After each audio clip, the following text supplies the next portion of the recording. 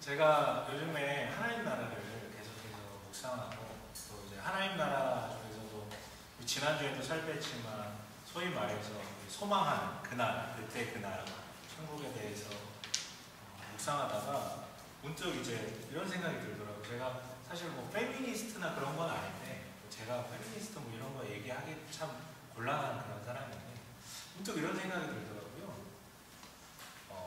여성들의 그 어떤 특유의 공감 능력이라든가 이렇게 함께 이제 연대하려고 하는 그러니까 스스럼 없이 물론 이제 경계심 있게 지금 처음 만난 사람과도 자연스럽게 또 친해지고 이런 모습들을 보면서 여자가 남자보다 더 나은 것 같다라는 생각을 문득 하게 됐어요. 네. 네. 저도 남자인데 이렇게 저를 포함한 남자들이 주변의 남자들 남자들의 일생을 이렇게 가만히 살다 보니까 많이 불쌍하더라고요. 여러분의 미래예요. 네, 여러분의 미래예요. 뭐냐면 이 경계심도 너무 많고 서열이 확실하지 않으면 관계 설정하는 게 참 어려운 것 같아요. 아니 관계라는 걸 잘 모르는 것 같아요. 의리 이러는데 의리는 개뿔 나중 되면 의리도 없어요. 네, 잘 나갈 때 얘기지 그런 어떤 평생 뭔가 손에 잡히는 수단을 잡고 살다가 나중에 그 수단이 없어지면 그래서 뭐 실패하거나 아니면 은퇴하고 나서 되면은 참 되게 외롭게 살아가는 특히 남자들 모습을 되게 많이 저는 보게 됐어요. 그래서 좀 불쌍하더라고요.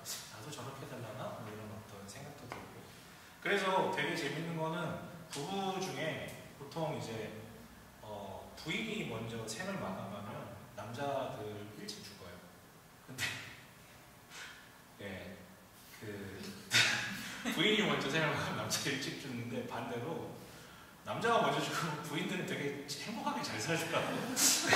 이게 왜 그런지 모르겠는데 아무튼 겁나 잘 살더라고요. 겁나 잘 사시더라고요. 네. 태초부터 이렇게 만들어진 것 같아. 여러분 남자는 뭘로 만들어졌습니까? 흙으로 만들어졌죠. 여자는요? 사람 몸으로 만들어졌어요. 이미 태생부터 달라요. 차원이 다른 거지. 남자는 흙, 여자는 사람 몸으로. 네. 시작이 다른 거예요. 그래서 여러분 인정해야 돼요. 저를 포함한 남자들은 글렀어. 제가 천국을 떠올리면서 하나 확신하는 것은 내가 그 천국에 누가 많이 있을지 잘 모르겠는데 분명 뭐 남자보다 여자가 많을 것 같아요. 제 생각에는. 아무튼 뭐 그런 생각을 했는데 결론이 좀 이상한데 하나님 나라라는 거, 천국이라는 거. 본문은 여러분 예수님을 찾아온 나병 환자들을 치유해 주신 그 사역에 대해서 그리고 있어요. 예수를 찾아온 나병 환자들이 이렇게 얘기하는 13절 함께 읽어볼까요? 13절입니다. 13절 함께 읽습니다. 시작.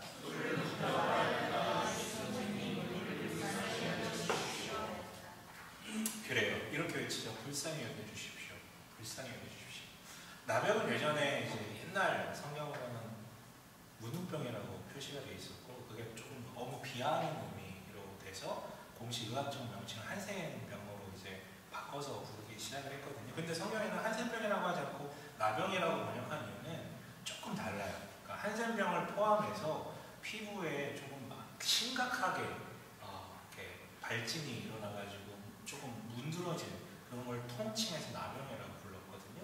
그래서 이제 나병 환자라고 얘기를 하는데 어쨌든 한센병에 걸리면 나타나는 증상은 몸에서 가장 많이 튀어나온 뼈가 많이 튀어나오는 부분들이 이제 피부가 괴사하기 시작을 하고 심지어 거기 밑에 있는 뼈에까지 침투하면 뼈가 떨어져 나가는 그래서 어디가 제일 먼저 그 병 질환이 나타날까요? 한센병에 걸리면 튀어나온대. 얼굴에도 뭐 코나 이런 귀나 이런 거 그래서 심해지면 이게 떨어져 나가거나 그런 거잖아요. 손가락이라든가. 근데 인체 중에 가장 먼저 오는 데가 어디냐면 그런 데도 먼저 오긴 하는데 어디에 먼저 오냐면 성대에 먼저 온대요. 성대. 왜냐면 성대가 피부예요. 근육이에요. 근육. 네, 근육. 그리고 성대에서 목소리가 나는 원인이 뭐냐면 근육이 마찰 때문에 목소리가 나는 거거든요. 그래가지고 계속 마찰되니까 가장 먼저 손상을 먹는 건 성대가 되더라고요. 그런데 지금 이 사람들이 예수께 나와서 어떻게 얘기를 했대요? 어떻게 얘기했대요? 불쌍히 여겨 주십시오라는 말 전에 뭐라고 표현되어 있습니까? 소리를 높여 말하였다 라고 기록되어 있잖아요. 얼마나 고통스럽겠어요. 하지만 간절했어요. 그래서 소리를 높여 말합니다. 12절에는요 뭐라고 표현되어 있냐면 어떤 마을에 들어가시다가 라고 되어 있어요. 개역개정에는 한 마을에 들어가시니 라고 되어 있고요. 이게 또 의미심장합니다 여러분. 레위기 율법에 의하면요 남용한 자들은 부정한 자였기 때문에 마을 안에 들어가서 살 수가 없어요. 그래서 마을 외곽에 격리된 장소에 자리하고 있다가 만약에 그 나병이 완치가 되면 근데 자기가 스스로 오늘 좀 괜찮아진 것 같아 이러면 안 되고 제사장에게 그 근처에 있는 제사장에게 가가지고 완전히 치유받았음을 확인받고 공개적으로 확인받고 나서야 마을로 돌아갈 수 있었거든요. 근데 지금 이 사람들이 어디서 예수를 외치고 있는 거예요? 마을 안에서. 그러면 안 돼요. 부정한 자이기 때문에. 만약에 그럴 경우에 사람들이 마을 사람들이 돌을 들어서 던져서 쳐 죽일 수도 있는 그래도 전혀 관계가 없는 그게 율법입니다. 그런데 지금 이 사람들은 마을 안에 들어와서 죽음의 위협을 다 감수한 채로 들어와서 외치고 있는 것이죠. 왜요? 그만큼 간절하기 때문에. 예수 아니면 안 된다라는 간절함이 모든 위협을 넘어서서 가는 거예요. 목숨의 위협, 또 이 목의 고통, 아니 그게 너무 심해져서 성대가 아예 깨어져 버릴 수도 있겠다라는 위협감을 다 넘어서서 다가가고 있는 것이죠. 여러분 어떠세요?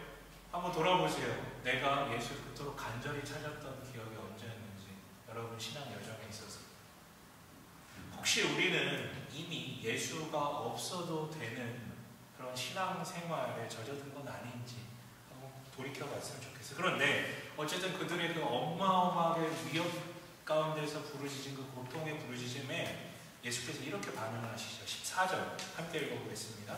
시작.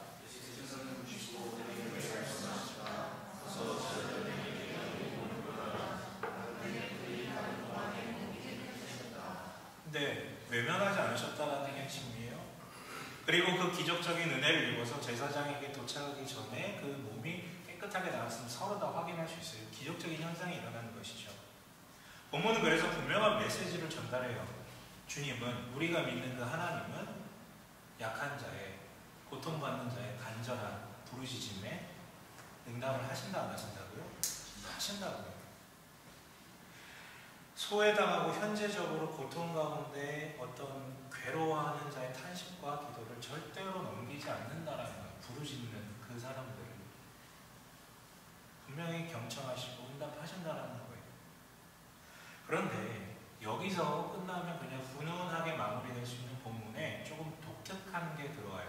뭐냐면 다른 예수님의 어떤 치유 사역 가운데는 좀처럼 등장하지 않는 게 뭐냐면 예수님께서 뭔가 문제 제기를 하시는 장면이 등장하거든요. 15절 함께 읽어보겠습니다. 함께 읽겠습니다. 시작.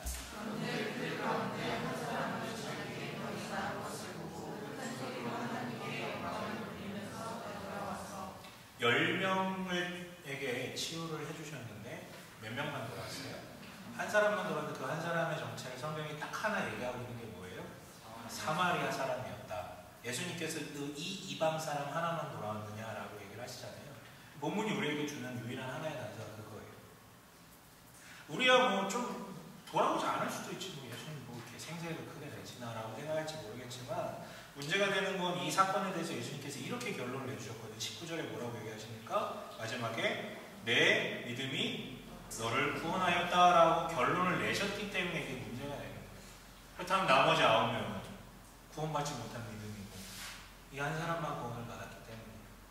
물론 그 나머지 9명의 미래에 대해서는 성경이 얘기하고 있지 않기 때문에 몰라요. 하지만 분명한 건 이 한 사람의 믿음 하나님께서 예수님께서 칭찬하셨다라는 거죠. 그럼 뭐가 대조되는 거예요? 이 9사람의 그것과 한 사람의 그것 무슨 차이가 있을까? 본문이 다시 한번 얘기하자면 명확하게 얘기하고 있지 않기 때문에 유추할 수밖에 없거든요. 뭐 응당한 감사를 표현하지 않아서 그렇게 따지면 그건 예수님을 너무 째째하게 보는 거죠. 너무 우리 수준으로 끌어내리는 것이고, 아니면 뭔가 신령한 것을 구하는 것이 아니라 단지 몸의 치유만을 구하고 사라져서, 아니요, 그것도 여러분 문제가 되진 않아요. 여러분 예수님을 왜 찾습니까? 각기 다 100명에게 물어보면 100명 다 각기 다른 사유로 찾아오게 돼요. 물론 어떤 사람은 내가 찾기 이전에 부모님으로 인해서 시작한 사람들도 있겠지만 각기 삶은 다 달라요. 뭐 치유되고 회복되고 어쨌든 잘 되기 위해서 복받기 위해서 그런 거잖아요. 예수를 복받기 위해서 믿는다. 그거 틀린 말은 아니에요. 근데 물질적인 복에만 국한되려 할 때 문제가 되는 것이죠. 처음에는 복받는다는 건 너무 중요한 거예요. 그래서 사람이 그런 동기마저 없으면 어떻게 예수님을 찾겠어요? 왜 믿음의 조상 누구라고 얘기합니까? 믿음의 조상? 아브라함. 손성찬이 왜 나해? 고마워. 내가 아직 조상벌은 아니야. 그래요? 그래, 벌써 보내보려고? 그래요. 믿음의 조상 아브라함이라고 그러잖아요. 아브라함 근데 시작이 어땠습니까? 왜 하나님의 부름에 응답했어요? 처음에.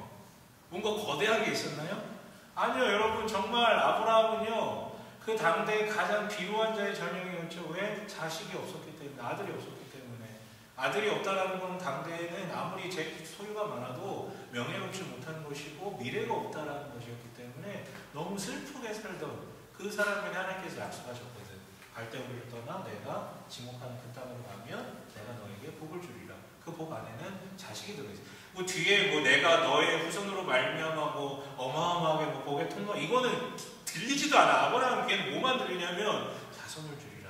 그래서 여러분 그 당대의 가장 강렬했던 문명의 그 수메르 문명의 한복판이었던 갈대아 우르 땅을 떠나서 듣보잡인 듣도 보도 못한 땅으로 갔던 거예요. 왜 그거 하나 믿고 간 거예요?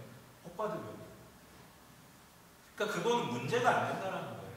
단지 신령한 걸 떠나서 몸의 치유만 받았다는 것은. 그렇다면 진실성의 문제가 아니잖아요. 우리 아까 봤잖아요. 얼마나 간절하면, 얼마나 진실되면 자기 목이 나갈 수 있고 사람들한테 죽임을 당할 수 있는 데도 갔겠어요. 그렇다면 뭐가 이 한 사람과 9명을 갈라지게 한 걸까? 9대 1. 9대 1. 여러분 우리는 숫자가 먼저 들어보겠지만 그래서 이 한 사람의 믿음이 대단하겠다는 생각할지 모르겠지만 다시 한번 얘기했던 본문이 유일하게 주는 단서는 뭐냐면 그들의 출신이에요. 출신. 한 사람은 어디 사람? 사마리아 사람. 9명은 어디 사람? 유대인들. 유대인들. 앞에서 제가 우스갯소리로 천국 가면 천국에는 여자가 더 많을 것 같아라고 상상을 했잖아요. 상상. 저의 상상이거든요. 당대 유대인들도 상상을 많이 했어요. 하나님의 나라, 천국에 대해서. 그 종합을 끄집어다가 이미지로 차용해가지고 주셨던 비유가 지나지 않았던 나사로와 부자 나사로의 비유였고요. 그런데 유대인들이 갖고 있는 천국에 그들이 생각할 때 결단코 천국에 없을 사람. 여러분 생각에는 천국에 결단코 없을 사람이 누구일 것 같아요? 여러분이 그리는 천국에. 잘 모르겠어요. 근데 유대인들이 그리는 천국에 결단코 없을 사람 중에 하나가 누구였냐면 뭐 세리나 뭐 이런 사람도 있지만 사마리아인이에요. 사마리아. 이 사람들은요 역사적으로 우리 뭐 일본과 우리 관계처럼 역사적으로 얽혀 있어요. 역사적인 걸 넘어서 마치 이제 우리 기독교 개신교의 성경과 가톨릭의 성경이 조금 다르거든요. 근데 이제 같은데 뒤에 더 붙어 있는 거예요. 가톨릭은. 근데 여기 사마리아인들도 율법을 지켰어요. 사마리아인이 근본이 없는 사람들이 아니에요. 다만 조금 달랐어. 그래서 이게 신성모독에도 걸려가지고 유대인들과 사마리아의 관계는 거의 개와 고양이를 넘어서는 수준이라고 보시면 돼요. 증오하는 것이죠. 혐오하는 것이죠. 가장 혐오하는 대상. 어쨌든 약간은 다르지만 사마리아인들에게도 율법이 있었기 때문에 사마리아인이지만 남용에 걸려서 어떻게 해요? 그 사람도 마을 외곽으로 격리되는 거예요. 그런데 재미있죠. 지금 여기는 어디래요? 15절에 있나요? 시작할 때 뭐라고 되어 있어요? 지금 어딜 지나가신대요? 사마리아와 갈릴리 사이를 지나가고 있잖아요. 여러분이 만약에 마을 대표고 마을 이장이라면 여러분 그 나병 걸린 사람들 어디에다 격리시킬 것 같아요? 어떻게 할 것 같아요? 나병 걸린 사람을 격리시키긴 해야 되잖아요. 그럼 가장 어떤 땅으로 격리시킬 것 같아요? 쓸모없고 불필요하고 치른 그런 땅으로 피신시켜 놓겠죠. 유대 땅에서는 그 땅이 어디 쪽일까? 사마리아 쪽이죠. 사마리아에서는 그 땅이 어디 쪽일까? 유대 쪽이죠. 근데 유대라는 곳은 북쪽에 갈릴리, 중간에 사마리아, 남쪽 유다 땅, 그 중심이 예루살렘이거든요. 그러니까 지금 예수님께서 이 북쪽 갈릴리에서 이 남쪽 사마리아로 지나가시는 길이에요. 물론 유대인들은 사마리아를 지나가지 않았어요. 너무 극혐이기 때문에. 그래서 피해서 갔거든요. 동편으로. 근데 어쨌든 지금 사마리아와 갈릴리 사이에서 벌어진 일이고, 그 접경지대에서 유대 사람들은 사마리아 쪽으로, 사마리아 사람들은 유대 쪽. 그래서 어떻게 됩니까? 평소라면 절대 하나 될 수 없었던 이 사람들이 병자의 신분으로, 나병 걸린 환자의 신분으로 한 곳에서 함께 지내고 있었어요. 병자, 부정환자라는 정체성 아래 1과 9가 아니라 10이 되어 있었던 곳이에요. 그런데 병이 나으니까 어떻게 됩니까? 다시 분리가 됐어요. 병이 나으니까 다시 분리가 됐어. 역설적이죠. 지금 예수님께서 사마리아 지경에 있어서 그 사람들이 못 온 건지, 아니면 부정한 사마리아 사람과 같이 할 수 없어서 못 온 건지 그 이유까지는 모르겠지만, 다만 그들이 나병 환자에서 벗어나서 돌아간 곳은 예수 앞이 아니라 예전에 그 상실을 했던 정체성인 유대인으로 돌아가는 것이에요. 그리고 저 친구 한 사람은 사마리아인이기 때문에 함께 할 수 없는 것이죠. 그렇게 9명은 유대인의 자리로 돌아갔어요. 남은 건 유대인의 정체성이 크게 중요한 것이죠. 여러분, 고작 돌아가는 곳이 어디냐면 원래 자기의 정체성이었던 고작 그 유대인이라는 자리, 그게 9명의 정체였어요. 그게 혈통인지 자기 재산인지 마을 사람들인지 율법인지 자기 가족들인지 관계인지 그거는 잘 모르겠어요. 그런데 자신이 가장 안정감을 느끼는 그 자리, 통칭 유대인이라는 그 자리로 돌아가고자 했어요. 고작 그거였어요. 나병으로부터 치유된 다음에 돌아간 자리, 고작 그거였다는 것이죠. 그런데 사마리아인은 어떻습니까? 감사를 표하고 말고의 차이점이 아니라 이게 중에 15절 다시 한번 읽어볼게요. 함께 읽어봅니다. 시작.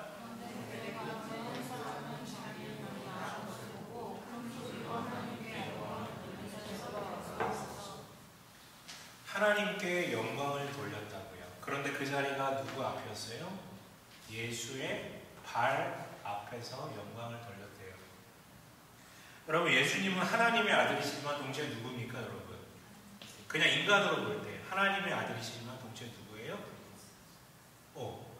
하나님의 아들이시지만 동시에 유대인이에요. 인종적 분류로 보면 유대 땅에서 태어나서 30년간 자라난 유대인. 사마리아인이 극혐한.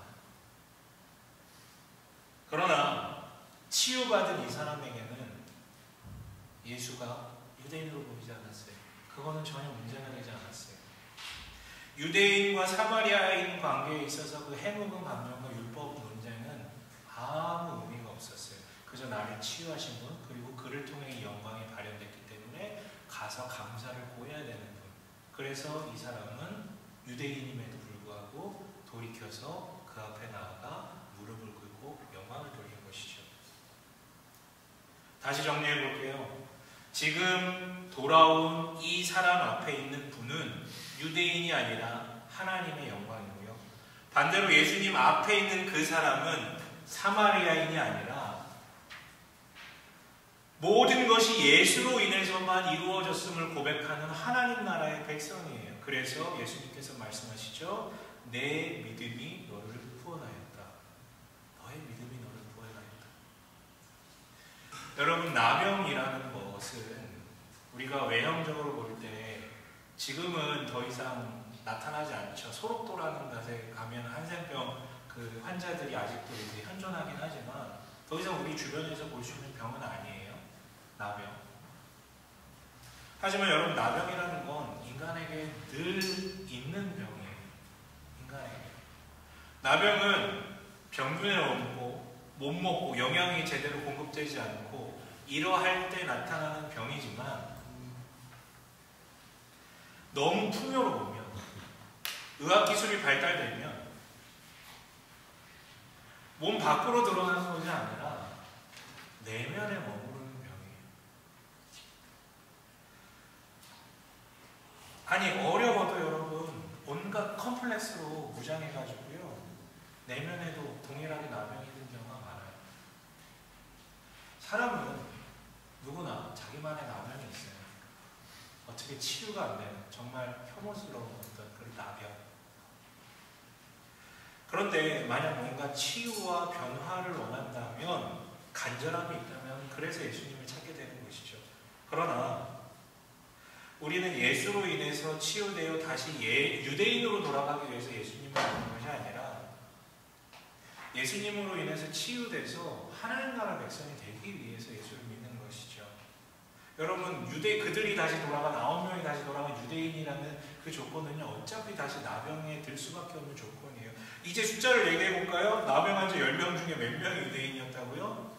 9명이 유대인이었다고. 여러분, 유대인이라는 조건은 어떻게 보면 더 병에 잘 걸리는 조건이에요. 그런데 뭐가 그렇게 좋다고 다시금 유대인으로 돌아가는 것이죠. 치유됨의 목적이 고작 유대인으로 돌아가는 것이다.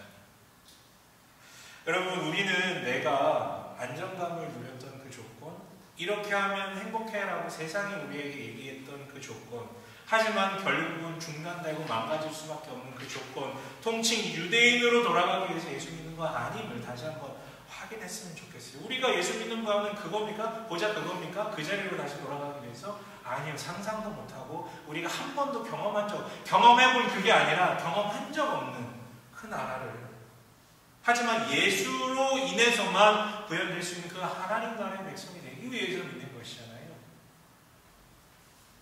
여러분, 혹시 예수를 만났음에도, 예수를 믿었음에도, 예수로 인해서 뭔가 치유됐음에도 고작 유대인으로 돌아가길 소원하면서 신앙생활하고 있지 않았습니까?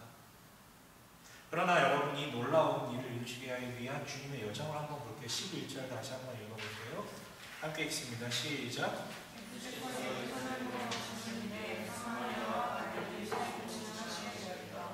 예수님이 유대인이라고 했잖아요. 그런데 지나가시게 되었다라고 표현이 되어 있어요. 지나가시게 되었다. 이건 의지가 담긴 표현이, 일부러 가셨다라는 거거든요. 하나님이 인도하신 말이에요. 여기 말고도 누가복음 보면요, 예수께서, 그 유대인인 예수께서 사마리아 땅을 지나가셨다라는 표현이 수도 없이 등장해요. 사마리아 여인 얘기도 하고요. 심지어 비유에도 선한 사마리아 비유를 일부러 얘기를 하시잖아요. 그리고 아랑곳하지 않고 그 부정하다는, 실제 그리고 건강상 위험한 나병 환자들을 만나세요. 조우하시는 것이죠. 여러분, 이거예요. 우리가 누구든 어떤 환경에 있든 찾아가세요. 아니, 여러분 머릿속에 절대 그 인간 천국 못 갈 거야 라고 생각하는 가장 부정한 그 인간에게 찾아가세요. 그렇기 때문에 우리 모두 이 자리에 있는 누구든 하나님을 못 만날 사람이 없고 하나님 안 찾아가시는 사람이 없다는 것이죠. 그리고 주님은 있는 모습 그대로 정말 받아주세요. 그러나 있는 모습 그대로 있길 원하시지는 않으세요. 여러분, 주님은 있는 모습 그대로 받아주세요. 하지만 있었던 모습 그대로가 아니라 있을 모습, 향후에 이루어질 그 모습을 기대하시면서 나의 손을 잡고 계신 것이죠. 유대인으로 가는 것이 아니라 예수의 발 앞에 엎드려 하나님께 영광 돌리는 그런 자리예요. 여러분, 하나님께 영광 돌리는 자리, 이 자리에서는 이 사람은 어쨌든 그 뭔가 민족적 그 벽을 넘어서 예수 앞에 나와서 어쨌든 감사라는 단어로 하나님께 영광을 돌렸다면, 우리에게 있어서는 뭘까요? 하나님께 영광 돌린다는 것이. 근데 여기에 있어서 굉장히 또 무거운 것을 떠올리진 않으셨으면 좋겠어요. 비행기 타고 예루살렘으로 오라는 그런 열심의 강요가 아니잖아요. 정체성의 문제잖아요. 예수님께서 뭐라고 하십니까? 다시 19절 보면 뭐라고 하십니까? 내 믿음이 크도다라는 것 이전에, 내 믿음이 널 구원하였다라는 것 이전에 뭐라고 하십니까? 다른 명령을 먼저 하시고 뭐라고요? 일어나서 가라고요. 어디로 가라는 거예요, 지금? 자기 집으로 가라는 거잖아요. 결론적으로 똑같아요. 9명하고 집으로 돌아가는 건 똑같아요. 하지만 뭐가 다릅니까? 그 유대인들은 유대인이었다가 나병에 걸려서 환자가 되어서 격리되어 있다가 치유받은 다음에 다시 유대인으로 돌아갔다는 게 핵심이라면, 이 한 명은 사마리아인이었다가 나병 환자가 됐다가 치유받은 다음에 뭘로 돌아가는 거예요? 물론 똑같은 그 자리로 돌아가지만 하나님 나라 백성으로 돌아갔다라는 게 차이점인 거예요. 똑같이 일상으로 돌아가신다. 하나님 나라의 백성이라고 해서 어마어마한 것을 요청하는 게 아니죠. 교회에 얽매여서 교회 봉사에 전념하거나 또 특수한 파송지에 와가지고 전도만 해라, 이거를 우선 요구하시는 거 아니에요. 이런 것도 요구하실 때가 있지만, 요구하시는 사람도 있지만, 분명한 건 우리 모두에게 요청하시는 것은 일상으로 돌아가게 하는 거예요. 예수를 만난 이후에도, 예수를 믿은 이후에도, 구원받은 믿음 이후에도 그 현장에 그대로 있을 거예요. 다만 그 자리를 대하는 시각이 달라지겠죠. 돈 벌기 위한 일, 내 유익과 만족을 위한 자리, 관계, 자기 안정을 위해서 살던 사람이 전혀 다른 시각으로 보겠죠. 내가 아닌 타인을 바라보고, 무엇보다 하나님 바라보고요. 그렇게 구축된 자기의 나라에서 끝도 없이 불안감에 흔들리던 사람이 이제는 같은 자리에 있지만 예수가 있는 삶, 그의 은혜에 의해서 감사가 있는 삶, 그리고 도출된 결과들 앞에 좋다 에서 끝나는 것이 아니라 하나님께 영광 돌리는 삶, 그 자리가 하나님 나라이고 그 사람이 하나님 나라의 백성이기 때문에. 여러분, 말씀을 마치기에 두루뭉술하게 들릴 수 있어요. 뭐예요 그게? 도대체 그게 뭐예요? 그렇다면 여러분, 사마리아인의 행적을 빌려서 얘기해 볼게요. 최소한 여러분들이 감사는 좀 하면서 살아갔으면 좋겠어요. 감사해요. 최소한 감사하다는 말 한마디 하기가 그렇게 어려운가요? 내 먹는 밥 앞에, 나에게 주신 그 직장 앞에, 나에게 주신 그 관계들 앞에. 물론 힘들죠. 물론 어렵죠. 제 얘기 같은데 저도 힘들 때 많거든요. 근데 최소한 예수를 믿는 사람으로서, 하나님 나라의 백성으로서 들어가기 전에는 좀 감사하면서 들어가면 어떨까? 여러분, 이게 시간을 정해놓고 아침에 일어나면 무조건 감사합니다 라고 하고, 직장에 들어가서 감사합니다 기도하고 이런 어떤 율법으로 얘기하는 게 아니잖아요. 정체성에 대한 얘기잖아요. 하나님 나라의 백성의 자연스러운 반응. 그리고 여러분, 영광 돌리는 자리, 우리 뭐가 떠올릴까요? 하나님께 영광 돌리는 가장 조금 집약된 자리 뭐가 떠오르세요? 예배 드리는 거잖아요. 물론 예배는 여러분 꼭 이렇게 주일에 이 자리에 모여서 드리는 예배만 예배는 아니고, 본인이 하나님께 이렇게 찬양하고 하는 모든 자리가 예배일 수 있어요. 하지만 이 자리에 오는 것, 이게 여러분 어떤 의미로 다가오세요? 시간을 내서 힘을 내어서 이 자리에 나오는 건 여러분 되게 수고스러운 일이에요. 자기만의 장벽을 넘어서야 게으른 육신을 두들겨 패면서 이 의지를 꺾으면서 오셔야 되는 엄청난 벽을 넘어오는 거예요. 그거 여러분 칭찬할 만한 거예요. 대단한 사람마다 또 굉장히 다르잖아요. 어려서부터 이 습관이 든 사람과 나중에 예수를 믿기 시작한 사람은 완전 달라요. 하지만 그럼에도 칭찬하고 싶어요. 하지만 때로는 어떤 감정적 강렬함이 크지 않기 때문에 그냥 별 의미 없는 것 같은데, 이렇게 느껴질 수도 있어요. 뭔가 강렬한 한 방 있어야 되는데 앞에서 떠드는 목사는 매주 홈런을 쳐주면 좋겠는데 번트도 막 되고 잘 못해. 가끔 보면 내가 힘내가지고 갔는데 이상한 소리 하는 것 같고, 여자만 천국에 많은 것 같고, 이런 얘기 하는 것 같고.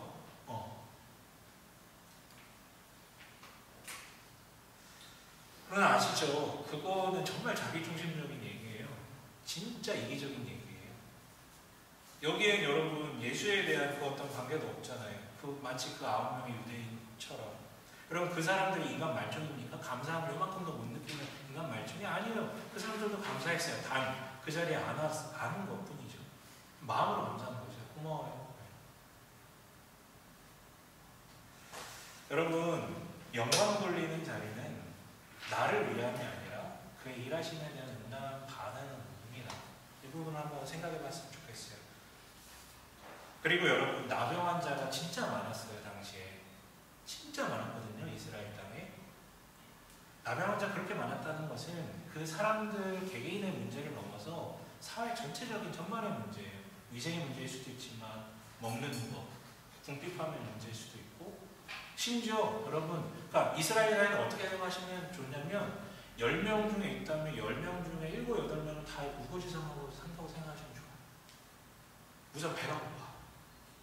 그리고 로마 제국의 압제로부터 인해서 어떤 경제적인 사회적인 패배감, 그리고 그런 것들을 하나님께로 온건하게 인도해야 되는 그 유대교는 어떻게 인도를 했냐면요, 우리가 이렇게 되면 하나님의 진노 때문에 이렇게 된 거예요. 그래서 어떻게 해야 된다? 더 기도하고, 더 안식일 잘 지키고, 더 내야 되는 그거 잘 내고 해야 된다 라는 식으로 사람을 압박했어요.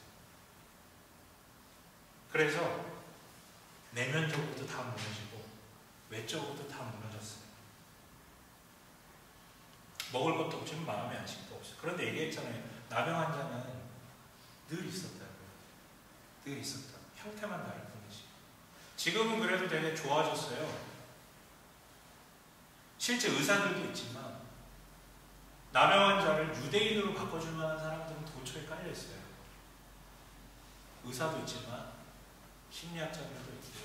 상담가들, 사회적 명사들, 좋은 정치인들, 대부분은 구리지만 좋은 정치인들, 그리고 종교인, 탑 종교인들도 여러분 나병 환자를 유대인 정도로는 옮겨줄 수 있어요. 하지만 나병 환자를 진정으로 치료할 수 있는 것은 예수님 외에는 없습니다. 주님이 먼저 만나주시고요. 십자가를 통해서 그 나병을 대신 짊어지지 않는 이상 치유가 안 되는 병이에요. 죽는 날까지 끌어안고 조금 좋아졌다 다시 무너질 수밖에 없는 나병인 것이죠.